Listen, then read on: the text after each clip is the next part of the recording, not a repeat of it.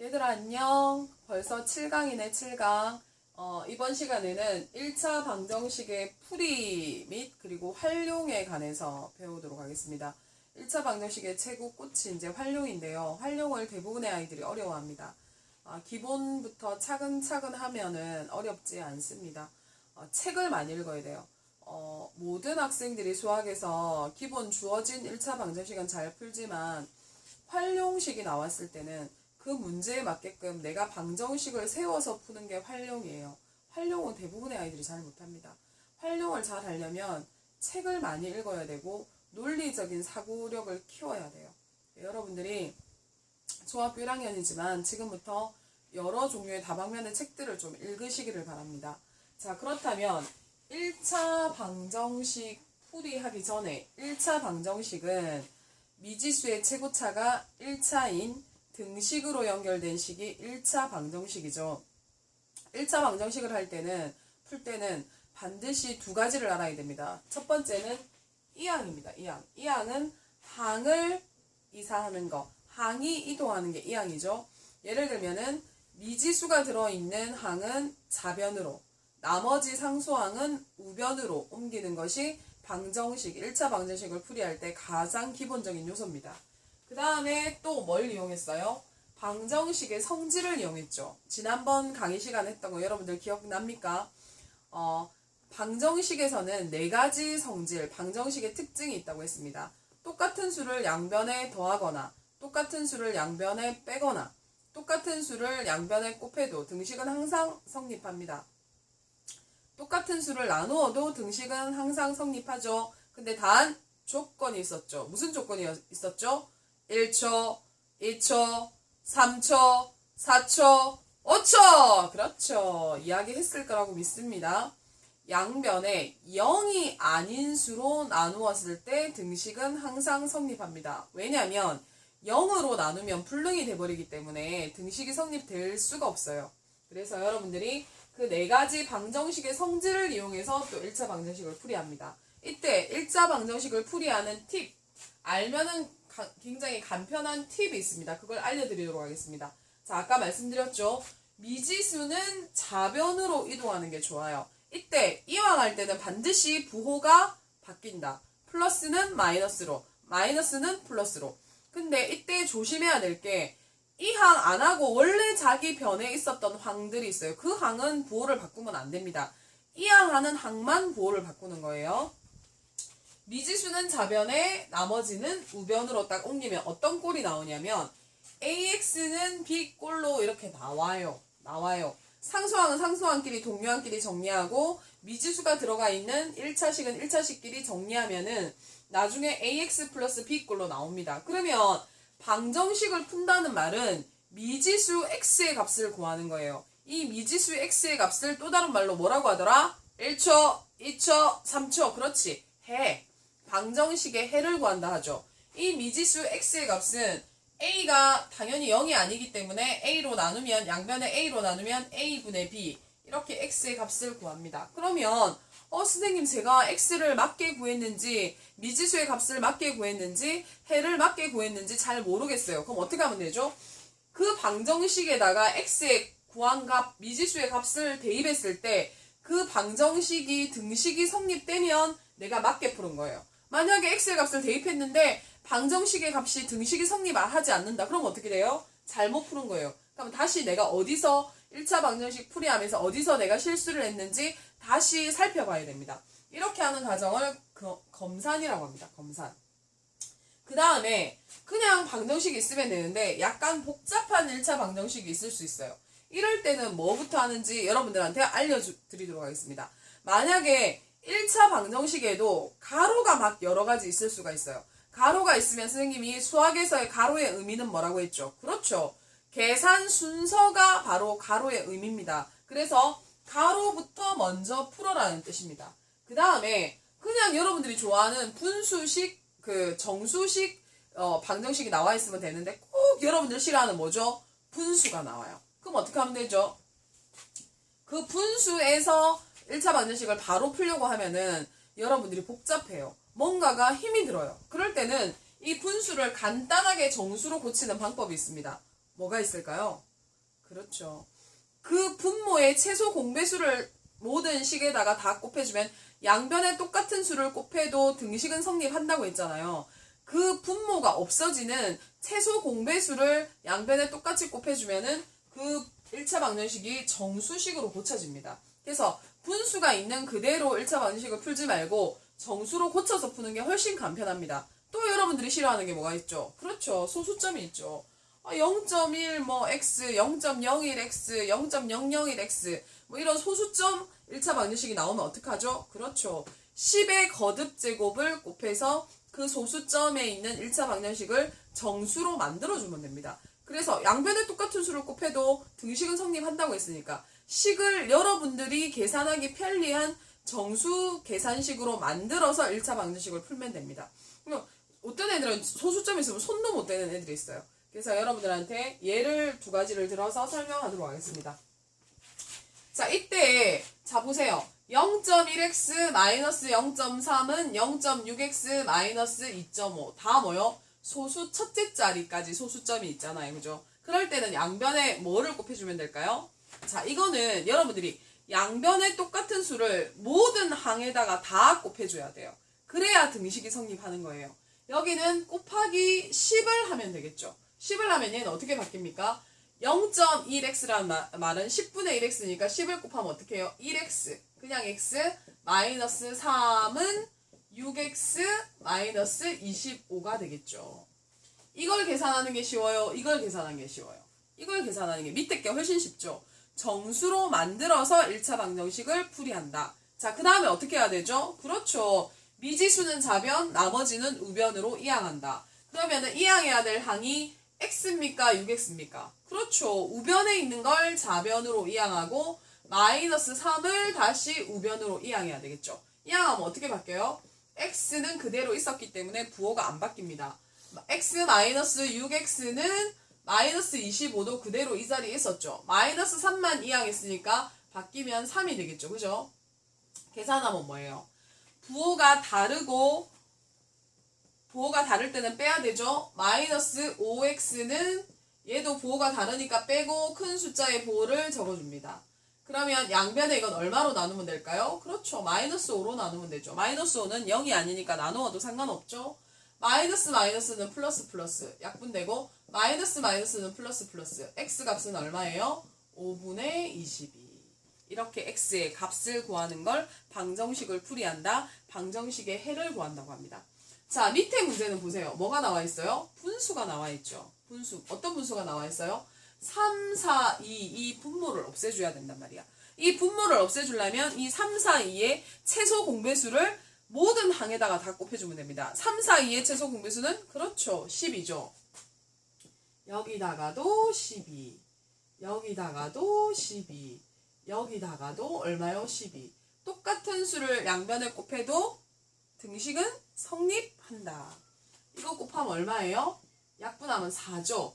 이 4를 분자가 항이 두 개 있죠. 반드시 가로를 하고 곱해줘야 됩니다. 이 4는 2x에도 곱해야 되고 1에도 곱해야 되기 때문에 4, 2x 마이너스 1 약분하면 이건 얼마죠? 3인데 3을 1을 곱하면 바로 3이죠. 는 이거 약분하면 얼마죠? 6이잖아요. 6이랑 x랑 곱하면 얼마요? 6x. 가로가 있으면 가로부터 어떻게 알아? 풀어주라 했죠. 그러면 4, 2, 8x 마이너스 4 플러스 3은 6x. 그 다음 뭐 해야 될까요? 그렇죠. 이항해야 되죠. 8x 마이너스 6x 이거 두 개 계산하면 마이너스 1이죠. 이항하면 넘어가니까 부호 바뀌면 1이죠. 그러면 2x는 1이죠. x는 얼마겠어요? 양변에 2로 나누니까 2분의 1이 되겠죠. 무슨 말인가 알겠습니까? 복잡한 1차 방정식이라 해봐야 분수 아니면 소수점 아니면 가로가 나와요. 가로는 가로부터 풀어주면 되고 분수가 나오면은 분모의 최소 공배수를 각각 모든 항에 곱해주면 되고 이때 주의해야 될 거 분자가 항이 두 개 있을 때는 반드시 가로를 해서 곱해준다. 꼭 기억하세요.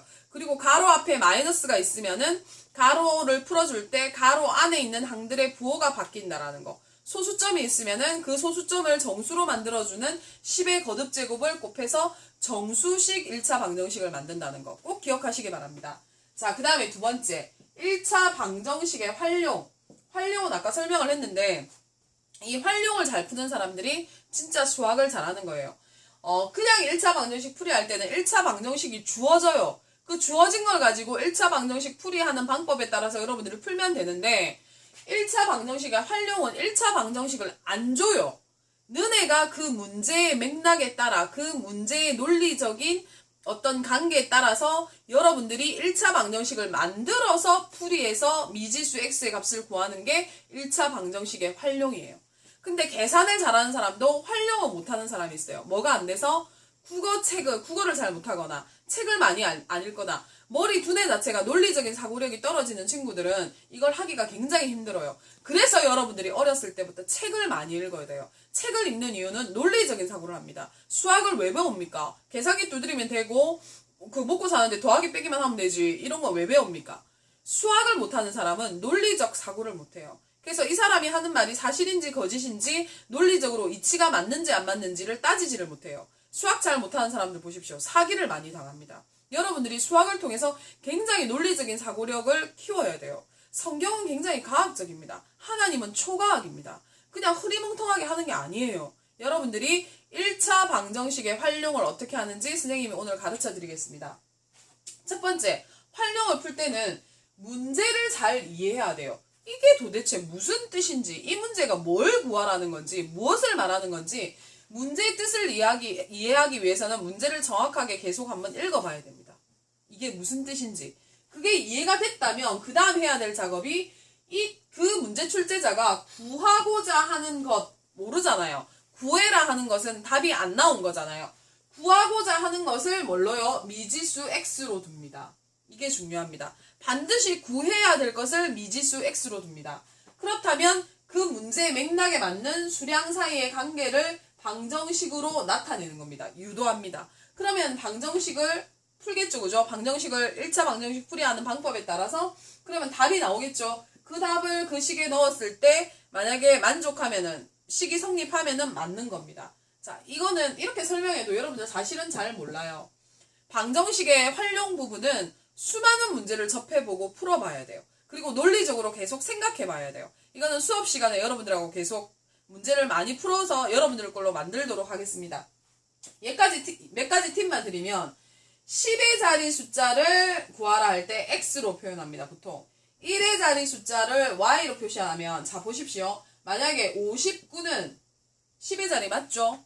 59잖아요. 그럼 이거는 어떻게 쓰입니까? 50 플러스 9잖아요.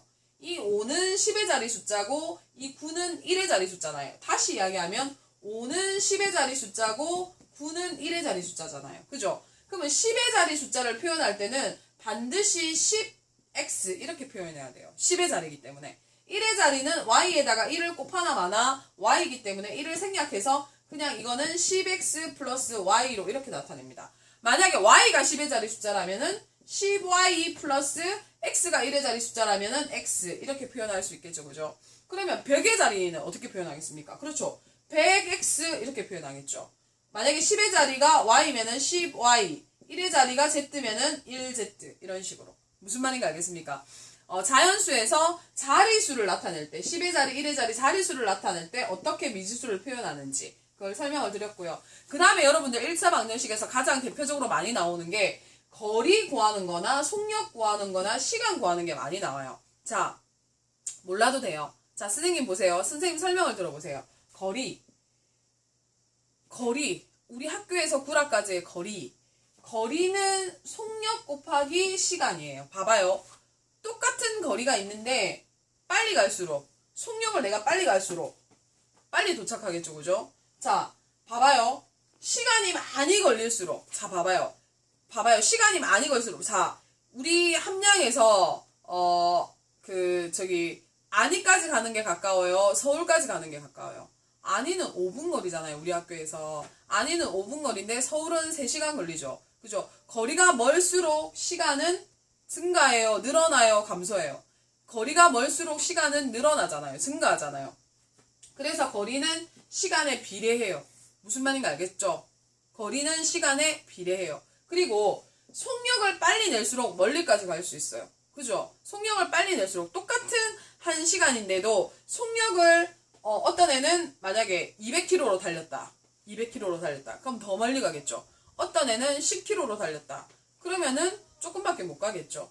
거리는 속력에도 비례합니다. 속력을 빨리 밟으면 빨리 밟을수록 더 멀리까지 갈 수 있어요. 그래서 여러분들이 다른 거는 다 잊어버려도 여러분들 머릿속에 남아야 될 게 뭐냐면 거리는 속력 곱하기 시간이다. 이거는 알아놔야 돼요. 그 다음에 또 많이 나오는 1차 방정식의 활용 부분에 있어서 여러분들을 괴롭히는 게 뭐냐면 농도예요. 농도. 소금물의 농도. 농도 한번 생각해 보세요. 똑같은 그 컵에다가 물을 다 똑같은 높이로 담아요. 근데 봐봐요. 농도는 진하다. 농도가 진하다. 농도가 옅다. 농도가 별로 옅다. 농도가 진하다. 이렇게 표시하잖아요. 그러면 내가 그 컵이 똑같이 이렇게 세 개가 있는데 물을 똑같이 이만큼 똑같은 양으로 채웠단 말이에요. 근데 여기는 소금을 한 스푼만 넣고 여기는 10스푼 넣고 여기는 100스푼 넣었단 말이에요. 누가 농도가 더 진하겠어요? 당연히 100스푼 넣은 게 더 진하겠지. 완전 농도가 진해가지고 아짜! 이래 되겠지.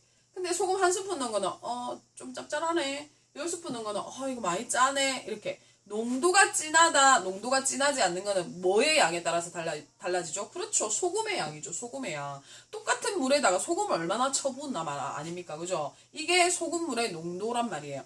농도는 근데 여러분들이 꼭 알아야 될 게 반드시 퍼센트라는 단위로 나타내기로 했어요. 퍼센트라는 단위. 퍼센트는 한국말로 뭐냐면 백분율이에요. 백분율. 백분율이 뭐냐? 전체를 다 100개로 표현했을 때 전체가 다 100개란 말이에요. 100개로 표현했을 때 그 100개 중에서 몇 개를 차지하냐. 이게 백분율, 퍼센트예요. 퍼센트로 나타내는 거예요. 무슨 말인가 알겠나? 여러분들 중1반 중에서 수학 100점이 만약에 80%다. 그러면 여러분들을 중1반 전체를 100으로 했을 때 80명의 아이가 100명 중에 80명의 아이가 다 수학을 100점 맞았다는 뜻이에요. 백분율 꼭 기억하시기 바랍니다. 그러면 소금물의 농도는 퍼센트로 나타내는데 소금물의 농도는 뭐요? 소금물의 양 전체. 이 소금을 탄 이 양 전체. 소금을 탄 이 양 전체.